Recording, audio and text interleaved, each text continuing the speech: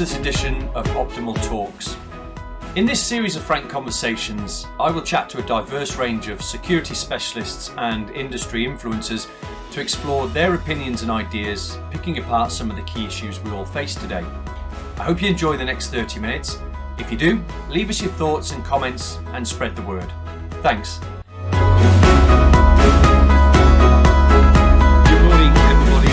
Welcome back to Optimal Talks. This is the 8th in our podcast series. You can find them all on YouTube under the Optimal Risk account. Today, I am joined by my friend from Melbourne, Pollyanna. How are you this morning? I'm well. Good morning. So we're at the other end of the day, of course. Yeah, of course you are. And yes, looking, it's lovely to be here and lovely to be having a conversation again. Yeah, no, it's been way too long now.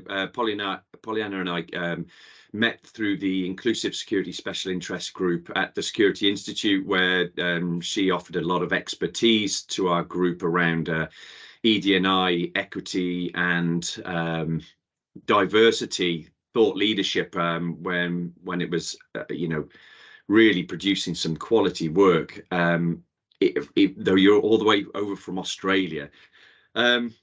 So it is a delight to be back in touch with you. But today we're not specifically talking about ED&I, even though I would like to take that opportunity in a future Optimal Talks. Today, we're dipping into Pollyanna's expertise around creating high-functioning teams.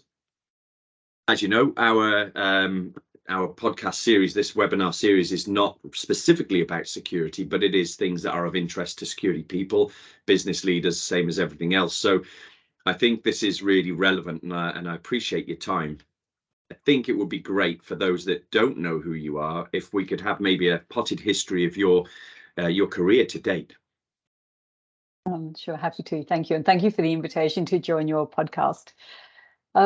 Essentially, what I do today is, probably in simplistic terms, is I help organizations create workplaces where people want to show up and be their best. They're motivated to do so. It's intrinsic motivation. They get out of bed, they're happy to show up and be their best. In organizations where they're supported so that they're able to, what that means is building skills, capabilities, mentoring, training, coaching. How do you enable people to be able to do that so you can maximize on that? You have a very motivated person who wants to come in. It's really important to have an environment where they're able to grow and develop.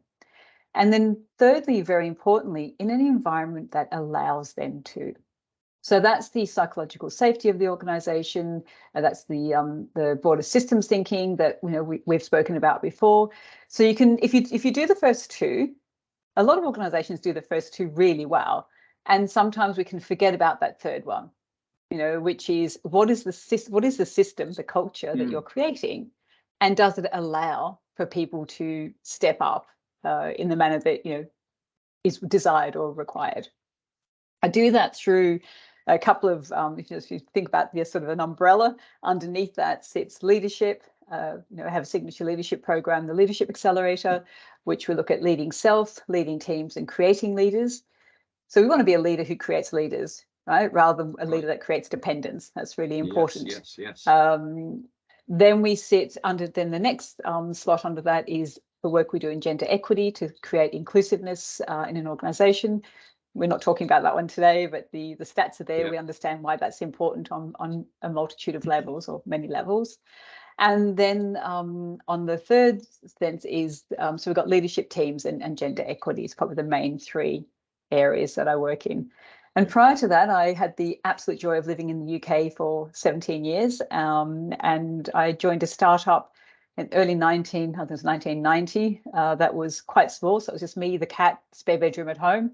And I took that. It was a specialist IT recruitment consultancy, and the business sector that we specialized in was unit trust investment management organizations. So the business expertise with the technical expertise, and built that from nothing to, in partnership to an 11 million pound turnover with 18 full-time members of staff and 110 consultants throughout the UK.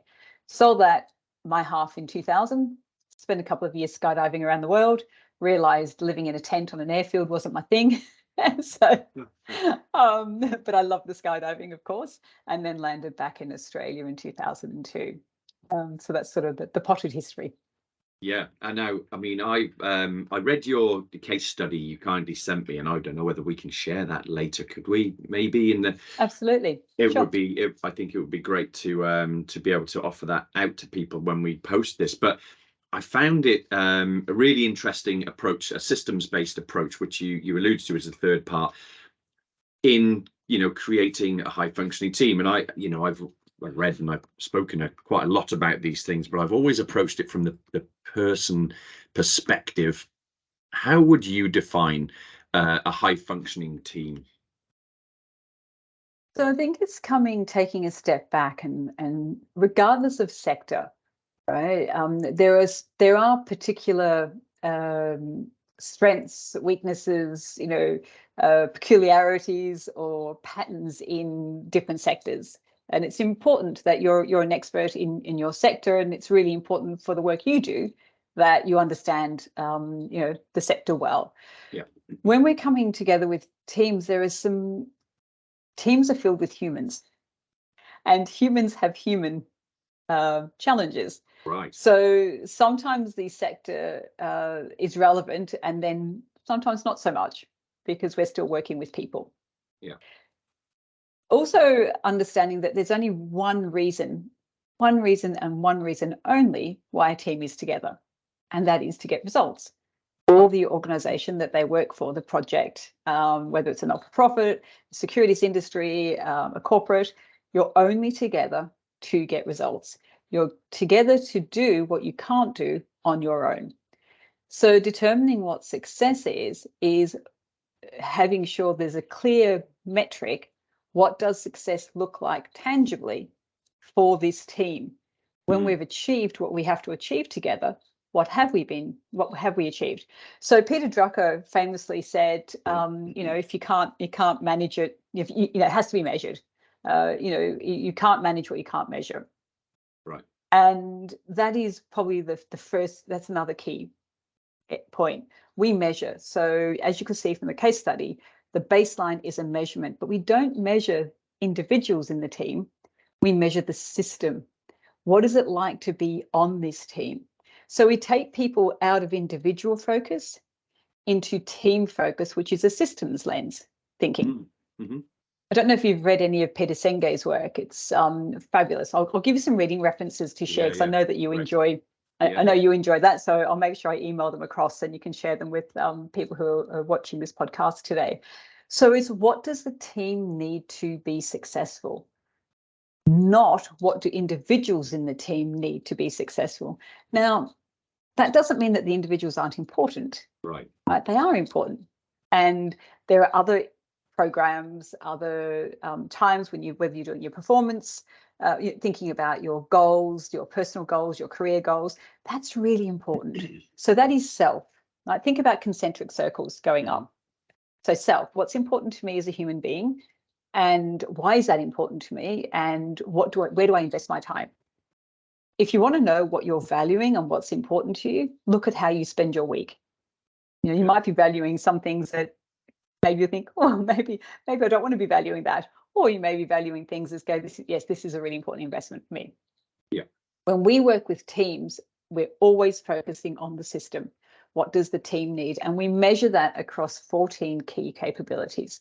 So I start the process always with a diagnostic. I use the TCI. I'm accredited with TCI diagnostic. And you know what? There's no wiggle room in this process. Once we measure the system, then this is the system. This is your system. Now let's look at how we work with that system. And based on international research by a lot of leadership, teams is probably one of the most researched categories over the past 30 years plus. So we know that there are 7 key productivity strengths. There are 7 key positivity strengths. And if a team excels at all of those, you will be a high-performing, sustainable team that knows how to regenerate. We've all been on those projects, Rick, where you hit it hard, right? You hit it hard, you're on a deadline. However, if you do that all the time, you end up at St. Thomas's in ER, right? You know, Right. it's not Yeah. sustainable. And as I've said to a lot of my clients here, hospital ER is not a meeting room. Yeah. If you're there, you're in trouble, right? So if we have to hit it hard, sometimes we do, but then also knowing when to pull back. Does that make sense? Yeah, and I've always been a fairly big advocate of the coping zone.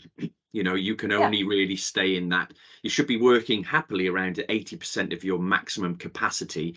You can dip over 100%, but only for a short period of time, and you have to drop back below it again. Otherwise, you know, you burn out. This is a military thing. It's also, I think, definitely a business thing. So 100% with that. And it's an athlete thing. No Yeah. athlete is running their best race. Right. 24/7. Yeah. You know, they'll stop to look at nutrition. They'll stop to look at sleep. They'll stop to look at, you know, there'll be all of these things. There's a great case study on the British Tour de France team and what took them from, you know, really not doing so well on the circuit to world champions consistently. There's another book that I'll send you Dave that has that case Brailsford, study you're in it. talking about. Dave Brailsford, the Sky team, 101% improvements. It could be. It's actually, and it's also Atomic Habits by James Clear. Atomic Habits, He I've read talks that. about that as well. Yeah, he does, So it's all those 1%ers, right? So there's nothing. Performance left to chance is guesswork. Right. So having a clear, robust methodology that's proven and delivers is really important. Having a baseline so we know what we're measuring against. Yeah. Then once we work through the process, then we measure again. And teams I work with, I always say to them, you show up, you do the work. I'll show you how to do the work. You will get 25% uplift in engagement and performance. If not, I'll refund you because they will get that result. There's an observation I made from the case study that you sent over. I mean, we're quite familiar with away days. You know, take your team away for 2 days, give them, you know, get them to open up and bond with each other, and then go back to work and wonder why it fails. But what you did here was a protracted period. I mean, I guess that makes sense. We have to soak this in gradually, like security culture. You know, I work within security. When we talk about building a security culture, that can take years to develop. It sounds like what you did over 12 months, right? You took them for a period, like a day, a month, for 12 months. Why is that so important? Well, think about do you cycle, run? What's your Swim? Yeah. Run, swim. Okay, so thinking about running or swimming, you're really excited, and you're excited to get in there and do it. So you buy the gear, right? You get your bike, you get your shorts, you get your helmet, you got the gear. And then you think, you know what, I might go for one, I'll get at that really great personal trainer, top of their field, and I'm going to just get some great tips, and I'm going to train with that person for a day or half a day or a couple of hours. So you come away from that feeling pretty motivated. You've got some good tips. Then you do nothing else. How's your fitness?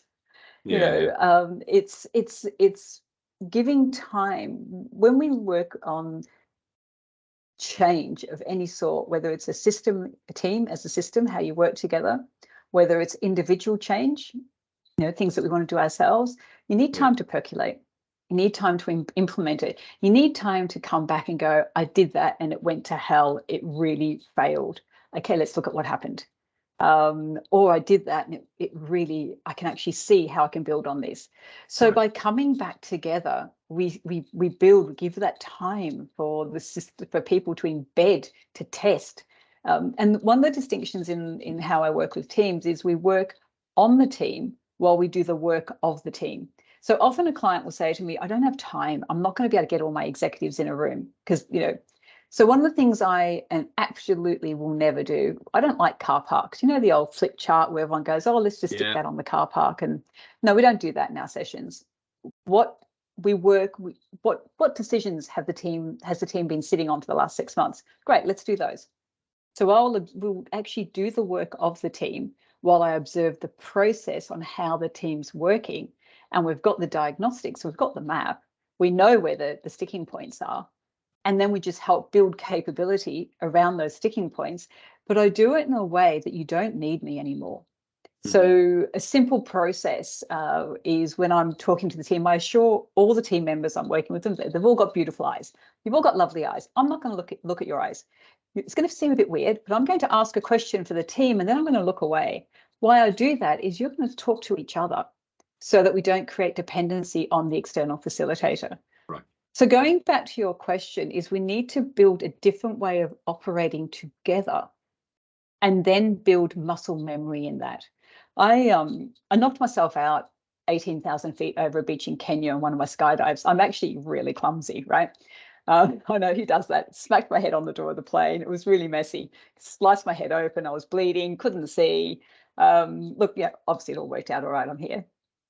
But I often will use that in a talk because it's funny and, it gets people's attention. But I say, what saved my life that day? And people will sort of go, oh, you seem pretty confident. I'm like, yeah, no, not that. Or they'll say, well, you got lucky. No, not that. And the people just throw random things at me. It's like none of that. Actually, and I think in the security industry, you'll probably relate to this. What saved my life was muscle memory. I think about the practice that you have to do to stay calm. Right. Think about all the 10,000 hours that you do in your industry not to panic, overreact. Think about all the things in skydiving. If there's any skydives out there, you practice that jump. Yeah. For a good 20, 30 minutes before you get in the air. And then you visualize it in your head. Right. So I'm, not really with it. I came to it about 5,000 feet. But when you look at the video, I was falling completely stable. That's what saved my life, muscle memory and all the practice up until then. So going back to a team process, we build the capability, we build the cadence and the rhythm of the team so that they talk to each other. If constructive interaction is a problem, we build that muscle. And then that's why I break eye contact. So if it's to begin with, it feels safe to talk through the facilitator, right? But I pull away from that in a really obvious way. So you have to talk to each other. So we build all that muscle memory. And at the end of the process, that team case study, that was done by an independent consultant 3 years on the third year. So I worked with them for the first year. They're on their own for the second year. They're on their own for the third year. And then they were interviewed and the case study was done. So they didn't need me anymore, right? No, and I think that's the enduring. Yeah, the enduring success was still there. They hadn't forgotten it. And we do, we in the army used to say, train hard, fight easy. We do exercise. We want to, in the security sector, we will penetration test to see the response. Then you learn your lessons and you exercise so that the muscle memory will kick in when the worst case scenario happens. I'm absolutely for that. I did, it did raise my eyebrows when I saw that. You looked at the beginning, so you knew what the measurement was at the beginning. Then you looked at the 12-month point and the feedback as well, which I want to come on to, is where I'm going with this. And then the 3-year point that they were still working. There was now a habit. And you mentioned atomic habits. This is very much habit forming, and I see some crossovers there. So that's really good. But at the beginning, you hit some challenges, and I've my questions here. I have the challenges to success. Okay, the team dynamic challenges, which around no challenge, no safe place to challenge each other without it being offensive to each other.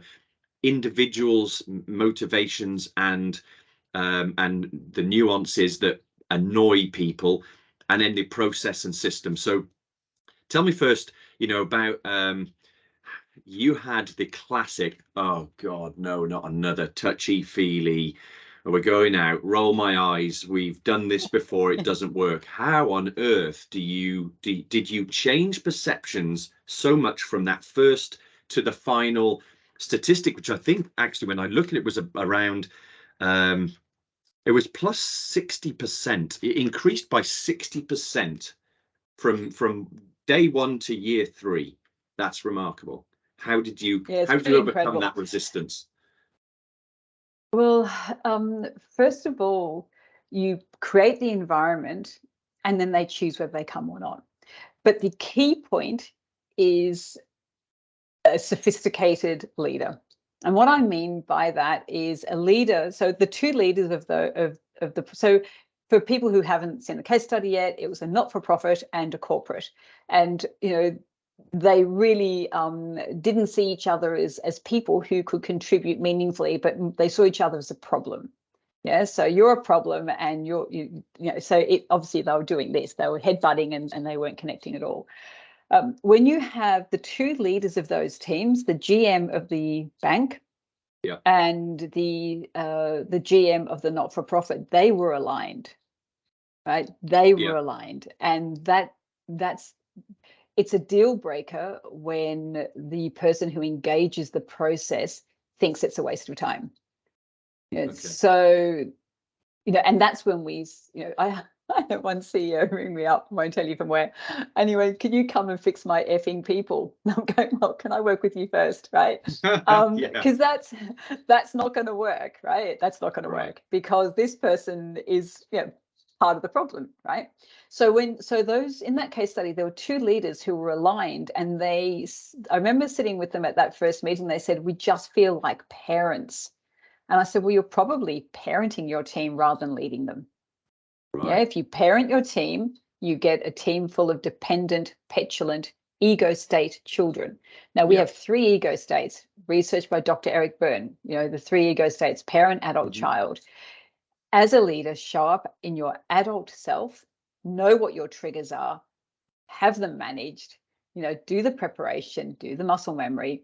But when you have a leader that is leading the process, magic happens. You can have as many, people in the room who, who don't want to be there. I mean, I've had everything from people saying, oh, all right, love, we're going to sing Kumbaya today. I'm like, yeah, well, if you want to, you can, but it's not on the timeline, right? I've had people sit back and literally, there's nothing that they can throw at me that I haven't had in 20 years of doing this work. And it's such a privilege. I've had people tell me that, well, you're going to have to really work hard to keep me engaged in this. And I'm going, well, you're an exec on 300 grand a year, probably your job to keep yourself engaged. However, I'm here to really help you with this process, because the process works, and it's a process, it's a methodology, and I want to support you in that. However, you've got to sort of come along and just put your toe in the water and do some of the work. As long as that, you mentioned, I think in a conversation earlier on about, it can rot, the old fish rots from the head analogy, that there was a book that was written, I can't remember the author now, but in my mind, whether the fish rots from the head, the tail, or the middle, it's still a rotten fish, right? However, if the leader is aligned, and those two leaders were aligned, that's the container. We create a psychologically safe space, we give people a process, and then you've got the report. There's nowhere to hide when you look at that report.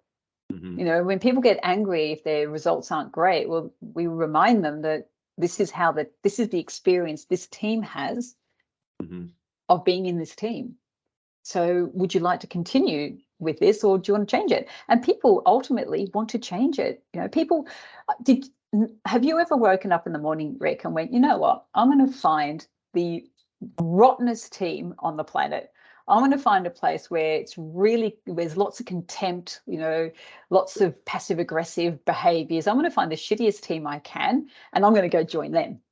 But no one does that. So people want to be part of a high performing team. They want to give their best. So what we do is work out what's stopping them from doing it. What's blocking the arteries of this team? And we get to that really quickly. And if the team's in a lot of, if they're struggling, 3 o'clock day one, they're not loving the process at all, which is why we have them there for 2 days. And, by the time they come back the next morning, they're sort of starting to already feel the potential of who they can be together in that shift. It's gold. I'm telling you, it's just gold. How often is the blocker to success a relationship issue between maybe 2 key people on the team that create disruption, and there's no harmony? Because until there's harmony between these 2, or 2 groups, even, split teams can be tribal. How often is it a personality-led thing? It can contribute, and it can really have a big ripple effect. So I have an example that pops to mind, if that's helpful. Yeah. There was a team we were working with. I think there was about 10 people in the team. It was this, again, the senior leadership team. So they've all been around the block, in their career. They know what they're doing. They're all seasoned professionals in their work. But there were two team members who clearly had a personal issue with each other. So there was a grudge. There was something going on there. So you work in the team, on the team, watching this build to understand what's happening, but you're not just understanding what's happening between the dynamic of these two individuals. Yeah. You're watching what the team are doing with it. And when I asked, just pause the process, and I said, look, the gender's irrelevant. It just happened to be two males at this point in time. It's all, it mixes up. But we'll call them Harry and George, just because I can't be more creative at the end of my day.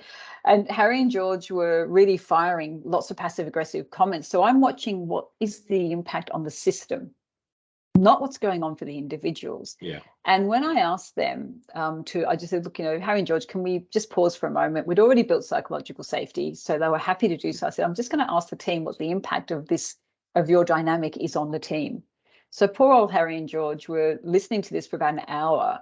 And they suddenly got that their unresolved tension did not belong in the team, but it was disrupting team harmony, and it was disrupting team productivity, because team members weren't able to have both of them in the room at the same time. Yeah. So they were having double up meetings. They were adding enormous pressure on the system. Yeah. So we just asked respectfully, Harry and George, do you think you could go and have lunch together and talk it through? If you can't, I'll help you, but give it a go. And to their credit, they gave it a go, and they came back and they decided that they would resolve their own issues from then on, rather than make it a team issue. So the first thing is, if you're in a team and there is a challenge with a team member, go and have a conversation with that team member. So it has to in be a constructive these way. guys are putting team first. You have to put away your own personal disgruntlement and put team first. And if everybody can do that, I mean, my dad always said to me, so I've been married in 23 years now. Piece of advice my dad gave me before I got married was, always give more than you expect to receive.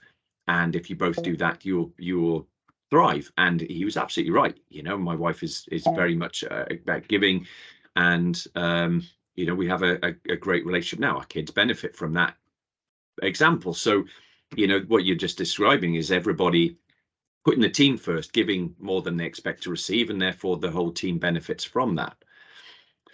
I think that has then a personal impact. I mean, if you then start to see the team's win as your win, rather than what you did in the team as your win, and keeping it very sort of micro like that. But if you go on a macro scale in the team's win becomes your win. I think that is a big indicator of a success, right? Absolutely. And, if you think about the best team you've ever been on, Rick, it might have been a sports team when you were younger, when you were at school as a young kid. It might have been, the team that you're working on now. It might have been something else. There were some things that were present in that experience. So if you just think of, from a harmony, what we would call a productivity lens, what was it like to be on that team? I can see you've got a team in your mind. So what was it like? What was the name of the team? It was a close protection team I led for a British ambassador in Khartoum in Sudan. Fantastic. So what was great about being on that team? Everybody on it tried to excel in everything they did, but they took their individual roles very personally. And it contributed. Contributed a massive amount to the team, but everything was a team effort. There was no selfishness. Everybody on that team was selfless, which I think is a huge indicator of a successful team. Is if you have no egos within the team and everybody is there to support. Whenever anybody needed something, there was more than 2 or 3 volunteers, and it's only a small 6-man team, a 6-person team.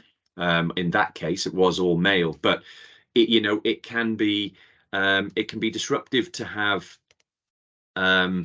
ego within. I think it's one of the killers of team is ego, and the what Kilman, we have done other teams we've used Kilman motivational mapping, and when you've got one person that is a star and must be patted on the head for their personal contribution to the team, it's a disruption to the team. So yeah, I've seen how it can really work, but I've also been on other teams where that one person can destroy the team's result because they claim it was what they did, and that just demotivates everybody. Correct. So here's what I'm hearing. So you've answered the question, really. I was just sort of leading the witness a bit there, Your Honour. In what I heard you say was there was optimism in that team. There was great camaraderie. There was communication. I bet you could have the tough conversations without anybody personalizing them. Tough conversations can be respectful. You don't have to be personalized, but not everyone knows how to do that. So we show teams how. There'll be respect and trust in that team. They're some of those positivity strengths I spoke about. But also you got stuff done, right? As a team, there was I heard accountability. I heard alignment. I heard, you probably utilize your resources really effectively. You would have had goals and strategies. There's no way that you just fronted up in the morning and had an extra latte and went, what are we doing today, lads? Right? You actually knew what you were doing, what the goals were, what were the key decisions that had to be made. And you did those for the outcomes that the team were looking to achieve. That's the systems approach. That's what it's like to be part. I would definitely say in that there was a joint purpose. There was an individual purpose. Yep. But what was the why of this whole thing? If I was to go Simon Sinek Golden Circle, the why was to protect a very important lady, Dame Rosalind Marsden, the ambassador, had to protect her. The team functioning like it did increased the protective capability, because we were looking out for each other, because it was a very dangerous place in 2009. We had no backup or support. It was just us, and so we had to be close. So we were protecting each other. We were protecting our principal, and if there was dysfunction, then that would have been dented. There would have been chinks in that armor, and you just can't have that when you are so isolated in a hostile country. So the purpose, I think, fits into something I want to raise that Daniel Pink, something I really buy into. Daniel Pink talked about this sort of, it's always the threes, isn't it? The rule of threes. I need to do a webinar on that. Mastery, autonomy, and purpose. Being, if you want to motivate a person, you give them the skills, the mastery of their trade. You give them the autonomy to do what they need to do so they don't feel like they're being micromanaged, and you give them the purpose. And that's where the Security Institute, and definitely where Optimal Risk works so well, is because everybody has mastery and is always learning. They have the autonomy to run their department the way that they feel is best within the business growth plan. You're staying on track, but they have purpose. The why, what you do and how you do it is your services and your products. But the why has to be intrinsic to the team. When you built these teams, how much was the purpose of the alignment between NAB and the Good Shepherd, the two organizations? How much was it about aligning their purpose? Oh God, there was this beautiful moment when we started first working. There was one team members from Good Shepherd on one side of the room, team members from NAB on the other side of the room. Yeah. And they felt different. They looked different. One was in sort of like a cool part of town. They had funky clothes on, and one was from our version of Docklands, all suited and booted. And they saw each other. They saw each other as those caricatures or those stereotypes. And that moment that you're talking about, when their individual purposes aligned for the work they were doing, there was just this moment, and it was like people's heads just blew up, where they went, we get it. We actually all want the same thing. They're not the evil corporate. and these aren't the the not-for-profit folk who aren't moving along or taking, Right. they just saw each other so differently. And that was exactly what you've said. They connected with their own alignment. We're leading the witnesses a little bit on this as well, and with the process, they connected with their alignment and their purpose within their individual groups, and then they saw it in each other. Yeah. There was no going back after that. They started to really function together as one, because they were aligned in the work they were doing. And then they were able to come together across those, because we built those 14 capabilities. We gave them a really solid base, and they stayed connected for the work and the impact that they wanted to have on the world, which was to create microfinance loans for people experiencing disadvantage. And they went when they realized they needed each other. So then that trust was built. So how they utilized resources changed. How they communicated change. I think there's Mike says in the case study that he got 6 weeks back in his calendar.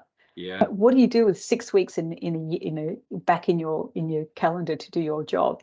Because of that was just one of the metrics, because of the improved relationship. So mastery, autonomy, purpose, absolutely key. So know yourself. The work you do outside of this is know who you are. There's a reason Socrates put it on the tomb of Delphi, right? Know who you are, know thyself. And then knowing what your purpose is, what gets you out of bed, what lights you up, what's important to you in your life, connect with what the team's is and see where the alignment is. I think, oh, I'm just pulling my headphones out. I think I make up that a lot of people, it could just be a biased view because this is how I roll. I would find it very difficult to work with a team, whether it's a client, whether it's a team I'm a part of, unless there was some shared alignment. We don't all have to agree, and it's great if we come from different backgrounds, and the diversity is really important. However, some core values that we can find some alignment is fairly important, and that's what that team did. So you're on the mark. Absolutely. Shared culture. I think the last sort of thread I wanted to run down is just these are the notes I made in here, and some of the feedback comments that I asterisked, were well, Mike Quag, you mentioned, said, we really bonded as a team. Now, bonding is a human instinct. We're social creatures, social animals. We need to feel that. I think there is definitely a correlation between having optimists on a team, because there was another comment that was made. My working days are no longer frustrating. I'm getting more work done. I add value to my team. That was Lisa from the community banking side. How important is positivity? Not necessarily optimism, because you can't necessarily be an optimist. You're either an optimist or a pessimist. Doesn't mean that you're good or bad, but positivity is something that you can be imbued on you, that you can feel because you have a positive experience. And I think that the purpose piece that we were just talking about breeds positivity. So how important is positivity to productivity? Is positivity critical to productivity, would you say? Here's the thing. One without the other is a coin only minted on one side. It has no currency, right? Okay. So it's the intersection of productivity and positivity. So where do team sessions fail? Sometimes a client will say, come and do an afternoon, come and do a day, or come and do a keynote, because they want a motivational piece, or just to get people back on track. But for the deeper work, if you just focus on productivity, you end up with high retention, high flight risks. Right? So if your team's just knocking it out, just doing the work, that's a team that's going to disintegrate and fall apart at some point. People get their bonuses, they leave. If you just focus on positivity, you are all singing Kumbaya, you're having a great time, you're going to each other's parties, you've got a bowls club, and you're going to get fired, right? Because you're not delivering results. So the danger is focusing just on one. You need to focus on both, and it's the intersection. Think about a two-circle Venn. The sweet spot's in the middle. It's where positivity and productivity cross, and the focus has to be on both. Otherwise, you have dysfunction really quickly, or you just have a machine that's just not oiled and not working well enough, not working to its potential. You can eat, Yeah, I see in that Venn the Venn diagram you just described, where the sweet spot is positivity and productivity in the big circles. What I see is the business and the people, the benefits to business, the benefits to the person. A personal benefit is motivation, happiness, less stress, a pull to stay factor, the investment in self. The benefit to the business is retention, it is productivity, and ultimately it's financial prosperity, because your team is functioning with less friction. So I love that idea, and a two circle Venn is a lot easier to picture. If there was a third, here's a question. I'll put you on the spot now. If there was a third, what would the third circle be? What would the third circle be? I'm not too sure, actually. I think for this process, it's those two and the intersections of both of them that are really important, and that's what the diagnostic is based on. I've got a mosquito flying around my office. Hang on. I wonder if ESG, is ESG the third? Does everybody else win from, a corporate team that's performing well, that then if they're doing that well, they can introduce all of the ESG aspects that then benefits the wider world? Absolutely. And one of the things that I often say to people is, often the investments made at top level, like, senior leadership teams, ELTs, and, why have high performance as your best kept secret? So I have a process where we work with the team, same as as you can see, as the diagnostic described, and then I have a training program that trains the rest of the organization in the methodology and the process, so everyone's speaking the same language. So I think don't have high performance just being an elitist thing. Have it be something that's throughout the whole organization. I think that's a really important piece. I think that's priceless, because it doesn't have to be the leadership team. It can be any team, a project team. You will be more productive and happier if you implement these things. Pollyanna, we have come to the end of our session, though I think I could talk to you forever about this. We will definitely aim to work with you. Optimal risk training is a great tool. I think for those that enjoyed this session, we will definitely deliver something that will help people in this way. But for now, I think it would be really great if we could put your email address along the bottom. How do people get in touch with you if they would like to hear more? Absolutely. They could contact me on my email, which is Pollyanna@pollyannalenkic.com. Of course, I'm on the usual social media handles. Probably LinkedIn's the one I respond to most, so they can reach out on LinkedIn, say that you watch this webinar, so I know who you are, where you've come from. So that's probably the two easiest ways to get hold of me, as we're on opposite time zones. And I will be coming to the UK, so maybe we can get something and do something together to share this work with with people. Yeah, absolutely. Thank you so much for giving us your evening. It's very kind of you to not put me out into my early morning. I do appreciate that. We will see more of you in the future. If you're listening to this podcast and this is the way these go, this webinar, there are 7 others on the YouTube channel. Please dip in, give it a thumbs up if you like it, share it if you think it adds value to somebody we have more coming up in the future. We do one of these every 2 weeks. So for now, Pollyanna, thank you very much for your time. It's been an absolute pleasure. Thank you. And thank you for the invitation to participate. It's been an absolute pleasure as well. Thank you. Thanks very much. See you next time, everybody.